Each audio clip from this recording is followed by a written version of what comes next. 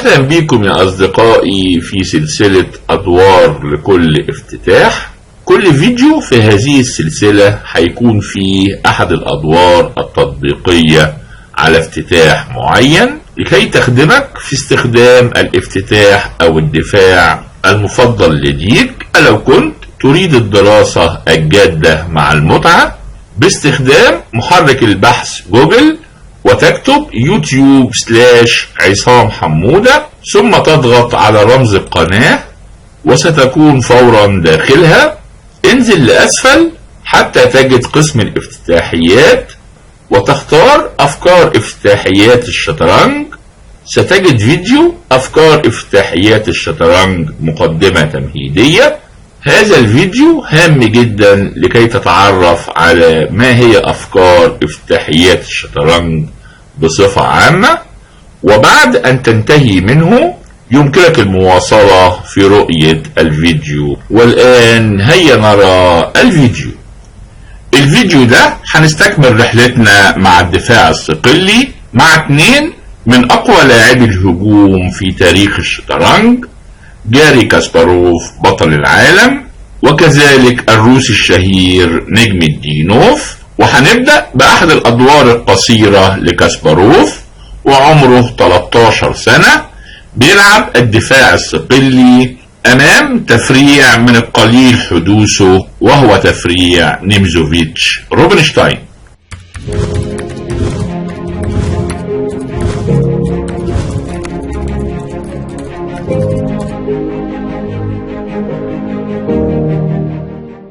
بيلعب بالابيض وبدأ بE4 C5 الدفاع الصقلي، نايت F3 نايت F6. ده بيسمى تفريع نيمزوفيتش روبنشتاين. نايت C3 E6 D4 CD4 نايت D4. وهنا الاسود لعب بيشوب B4 بيربط الحصان على الملك. والنقلات القادمة هنرى ان الاسود بيستهلك اكتر من نقلة لكي يدمر جناح الوزير الابيض. على اي حال الابيض كمل E5 طالب الحصان اللي قفز للمربع D5 وبيضغط مع الفيل على الحصان المربوط.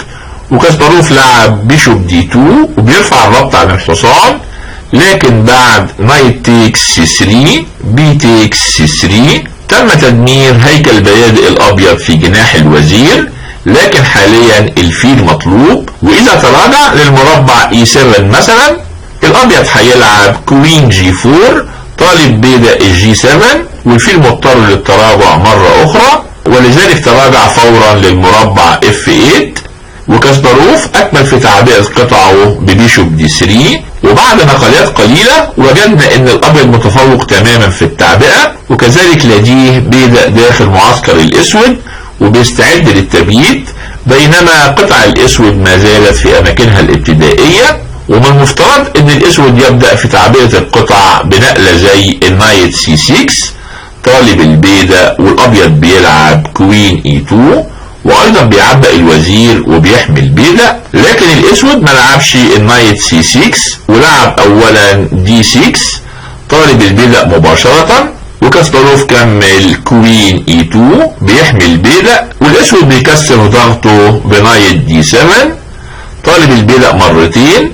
لكن هذه النقلة نقلة سيئة لانها بتزحم موقف الاسود وبتغلق الطريق على فيل الوزير للتعبئة السريعة. ولذلك هنا كاسباروف الصغير قام بضربته القاتلة بنايت تيكس E6. الاسود لو قبل التضحية لانه هيفتح الوتر المؤدي الى الملك، والابيض هيلعب ببساطة كوين H5 تشيك. وايا كانت طريقة الدفاع الاسود هيخسر، لانه مثلا لو لعب كوين E7 الابيض هيلعب فورا بيشوب G5 تشيك، والاسود هيتعرض لخسارة مادية فادحة. بينما لو لعب G6 الابيض هيكمل ببساطة بيشوب تيكس G6 تشيك، ولا يوجد غير الاخذ بالبيدق، والابيض يستطيع الفوز بالرخ، لكن بيكمل كوين G6 تشيك كينج E7 بيشوب G5 تشيك، والاسود ايضا هيتعرض لخسارة مادية اكثر فادحة. ولذلك الاسود لا يستطيع قبول التضحية. لاحظ ايضا دور الحصان في منع الفيل من الاخذ على المربع E6. على اي حال الوزير مطلوب، والاسود ابتعد بالوزير مكتفيا بخسارة بيدق، لكن ده لم يكن نهاية القصة، لان كاسباروف الصغير كمل بنقلة اكثر لمعانا نايت سي 7 تشيك بشوكة للملك والرخ، لكن الحصان غير محمي، والاسود كمل كوين تيكس سي 7. وهنا ظهرت فكرة كاسباروف العبقرية بإي تيكس دي 6، بيكشف كش للملك وفي نفس الوقت طالب الوزير، وخسارة الاسود لا يمكن تعويضها، ولذلك الاسود سلم امام العبقري الصغير. والان هيا نرى الدور الشهير لرشيد نجم الدينوف امام الجراند ماستر الروسي أوليغ تشيرنيكوف في بطولة الاتحاد السوفيتي 1962. رشيد بالابيض ولعب E4، وجراند ماستر شيرنيكوف رد C5 الدفاع الصقلي، نايت F3، نايت C6، D4، CD4، نايت D4، G6، نايت C3. وبكده دخلنا فيما يسمى تفريع التنين المتسارع، بيشوب G7 طالب الحصان، بيشوب E3 بيحميه، نايت F6، بيشوب C4 كسل، بيشوب B3، نايت G4. الحصان بالطبع غير محمي، والوزير لو اخده هيترك حماية الحصان الاخر، وفي نفس الوقت الحصان طالب يكسر الفيل السمين ذو المربعات السوداء، ولذلك الابيض كمل كوين G4 والاسود رد نايت D4، والاسود اصبح افضل وبيهدد بD5 والفيل طالب الوزير، ولذلك ذهب للمربع H4 والاسود كمل كوين A5 بيربط الحصان على الملك، لكن بعد كسل الاسود لعب بيشوب F6. وهنا وصلنا للموقف الحرج، وتشيرنيكوف بيعرض التعادل على رشيد، لانه مثلا لو ابتعد للمربع G4 هيجي على نفس الوتر مع الفيل، والاسود هيكمل D6 طالب الوزير، والوزير لازم يتراجع، والدور اصبح متساوي وبيميل للتعادل. وبالطبع التعادل ليس من اهداف رشيد، ولكن ايضا لو ذهب للمربع G3 هيقع تحت التهديد التكتيكي، والاسود هيضحي بالوزير، وبعد BC3 نايت E2 تشيك شوكة ملكية، كينج H1 نايت G3 تشيك HG3 بيشوب تيكس C3، والاسود فائز ببيدق وافضل كثيرا. اذا كوين G3 ايضا لا تصلح، ويتبقى الذهاب للمربع H6، وهنا الاسود هيكرر النقلات ببيشوب G7 طالب الوزير، كوين H3، بيشوب F6 طالب الوزير، وهكذا. واستغرق رشيد في التفكير لمدة 40 دقيقة، ترك اثناءها تشيرنيكوف الرقعة ليتجول قليلا، وعندما عاد وجد الموقف كالتالي: رشيد لعب كوين تيكس F6. بالطبع هذه التضحية يشوبها الكثير من الشك، وإذا وضعتها أمام الكمبيوتر فلا شك إنه سيرفضها فورا، ولكن دي كانت طبيعة رشيد. على أي حال تشيرنيكوف كمل نايت E2 تشيك، وبعد نايت E2 E تيكس F6 نايت C3، والاسود اصبح متفوق بوزير امام قطعتين صغيرتين. وبالطبع اذا عرضت هذا الموقف فلا شك ان الاسود افضل، ولكن فكرة رشيد ان لديه قطع نشيطة، بينما الاسود قطعه ما زالت خاملة وخاصة للفيل، وكذلك لديه نقطة ضعف خطيرة على المربع F6 واللي هيحاول يستغلها رشيد. على اي حال الدور كمل روك E8 ورشيد رد نايت D5 بيترك البيدق، لكن الاسود لا يستطيع اخذه، والا نايت تيكس F6 تشيك بشوكة للملك والرخ، والابيض هيفوز. وايضا الحصان بدأ الهجوم على النقطة الضعيفة F6، والاسود مضطر يحميها بروك E6، والابيض بيكثف هجومه ببيشوب D4 طالب البيدق بقطعتين، والاسود مرة اخرى مضطر يحميها ولكن بالملك. وهنا رشيد لعب روك D1. رشيد بينشط الرخ وفي نفس الوقت بتمبو، طالب روك D3 وروك F3 ويكثف الضغط مرة اخرى على المربع F6، وجميع قطع الابيض اصبحت نشيطة والاسود ما زال خاملا، ولذلك لعب دي 6. بيحاول يخرج بالفيل والابيض كمل في خطته بروك دي 3، طالب روك اف 3، والاسود ما زال بيحاول ينشط القطع ببيشوب دي 7 روك اف 3. البيدق اصبح مطلوب ب3 قطع ومحمي فقط بقطعتين ولا يستطيع زيادة الحماية، ولذلك لعب بيشوب بي 5. ورشيد قبل اخذ البيدق لعب بيشوب سي 3 طالب الوزير، والوزير تراجع للمربع دي 8 وما زال الرخ مطلوب، لكن رشيد لا يهتم بغير الهجوم وكمل نايت تيكس اف 6. الملك والفيل على نفس الوتر، والحصان لو اتحرك هيتعرض الملك لخطر شديد، وهنا افضل نقلة للاسود هو الاعتراف بانه لن يكون في مقدوره الفوز، ويحاول الوصول للتعادل بنقلة زي الروك سي 8 طالب يضحي بالفرق للتخلص من الفيل القوي. ولكن بدلا من لعب الروك سي 8 الاسود كمل ببيشوب اي 2، وربما دي هي نقلة الخسارة لان رشيد بدأ في العابه الاكروباتية. يا ترى ايه هي نقلته القادمة؟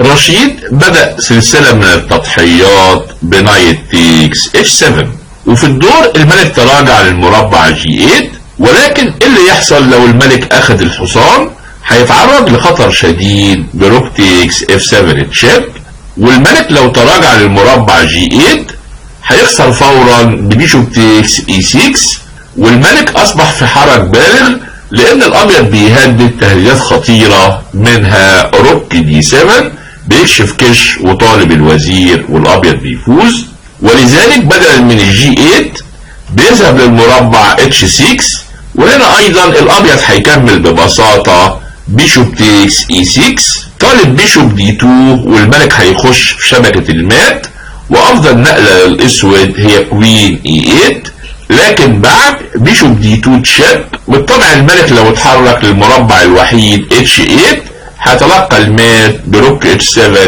تشيك مات، ولذلك الدفاع الوحيد هو الجي 5، وهنا الابيض هيكمل روك اف 6 تشيك كينج اتش 7 روك اي 1، والابيض هيفوز في كل التفريعات لانه بيهدد اولا باخذ بيدق الجي 5 ومحاصرة الملك، وثانيا الفيل مطلوب ولابد من تراجعه، وهنا الرخ هيذهب للمربع اي 3 ومنه للمربع اتش 3 بتشكل الملك وهيتلقى ايضا المات، ولذلك الاسود لا يستطيع اخذ الحصان وتراجع بالفعل للمربع جي 8، والابيض كمل روك اتش 3 طالب يرفع الحصان وروك اتش 8 تشيك ميت معتمد على سيطرة الفيل على الوتر، ولذلك الاسود دافع بروك اي 8، ورشيد بدأ في تعذيبه باف 4 طالب الرخ الذي لا يستطيع التحرك، والاسود كمل بيشوب تيكس اف 1 كينج تيكس اف 1، والاسود مرة اخرى بيواجه مصيره المؤلم ولعب اخيرا الروك سي 8 بيترك الرخ في سبيل تضحية رخه ايضا امام الفيل، ورشيد بالطبع يستطيع اخذ الرخ ويفوز، ولكن امعن في تعذيبه ببيشوب دي 4 وبيرفض التفوق المادي في سبيل الاحتفاظ بالفيل، والاسود في طريقه للخسارة، وربما افضل نقلة لدي هي روك تيكس اي 4 طالب الفيل، وبعد نايت اف 6 تشيك الاسود مضطر للتضحية بالوزير، وبعد بيشوب تيكس اف 6 طالب تشيك ميت الاسود هيلعب روك اف 4 تشيك، وبعد روك اف 3 روك اف 3 تشيك جي اف 3، وبنذهب لمرحلة نهاية دور يائسة بالنسبة للاسود، زوج افيال امام رخ وبيادق الابيض مترابطة على عكس بيادق الاسود، والابيض بيفوز باللعب الصحيح. على اي حال الاسود لم يلعب روك تيكس اي 4 وكمل بالنقلة بي 5، ورشيد اخيرا لعب نايت جي 5 بيصوب على المربع اف 7، والرخ لو اخذ الحصان بيخلي الوتر امام الفيل وروك اتش 8 تشيك ميت، ولذلك ليس امامه غير روك سي 7 بيحمي البيدق، ورشيد كمل في تضحياته المثمرة ببيشوب تيكس F7 تشيك، وبعد روك F7 جاءت المفاجأة بروك H8 تشيك، والملك لو اتحرك هياخد الوزير، ولذلك كينج تيكس H8، وهنا رشيد لعب نايت تيكس F7 تشيك بشوكة عائلية للملك والوزير والرخ، وبعد كينج H7 نايت تيكس G8 الرخ مطلوب، والاسود كمل روك E4 طالب الفيل، نايت C6 بيحمي الفيل، روك تيكس F4 تشيك كينج E2، وهنا الاسود سلم. بالطبع الاسود في نهاية دور يائسة، الرخ امام قطعتين صغيرتين وبيدق، وهيكل البيادق البيضاء افضل كثيرا من هيكل البيادق السوداء المتجاسرة، والابيض هيفوز بسهولة، ولذلك في هذا الموقف الاسود سلم. واسلوب رشيد خرج مرة اخرى منتصرا باسلوب هجومي فريد بين لاعبي الشطرنج. واذا اعجبك هذا الفيديو من فضلك سجل اعجابك واشترك في القناة وشارك بتعليقاتك.